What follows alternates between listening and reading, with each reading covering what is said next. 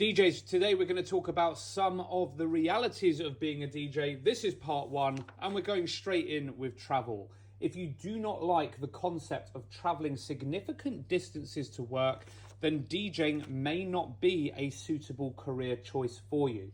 Why do I say this? Well, because some of the best gigs, the best events are not going to be based locally to you. And of course, the event will not come to you. The nightclub, the venue will not come to you. You are going to have to travel to it. So you're going to have to put in some significant miles.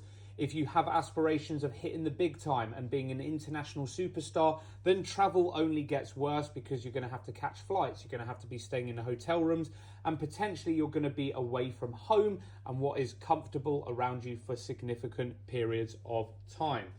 Next up, DJing is largely freelance or self-employed work in the majority of cases. Now, I actually think this is one of the biggest benefits to being a DJ. However, this is not for everyone because you have to be incredibly self-motivated. You do not get things like holiday pay. You do not get things like sick pay.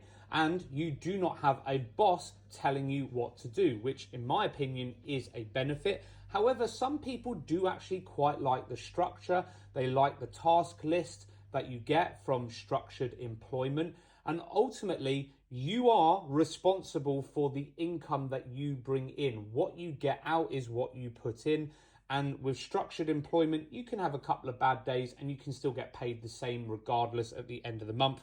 Not the case with DJing, so please bear that in mind. And finally, this is a big one. You do need to be prepared to make social sacrifices as a DJ. Most people like to go out on a Friday, Saturday night. When are the biggest nights to DJ in the week? Well, Friday and Saturday nights. As I mentioned in the last post, if you don't work, you do not get paid. You want to be known as a reliable DJ, someone that is willing to put the work in. And so, unfortunately, you are going to have to pick and choose events that you go to with your friends and events that you duck out of in order to DJ. Part two coming up later this week. Share this with a friend that will find it useful, and happy mixing.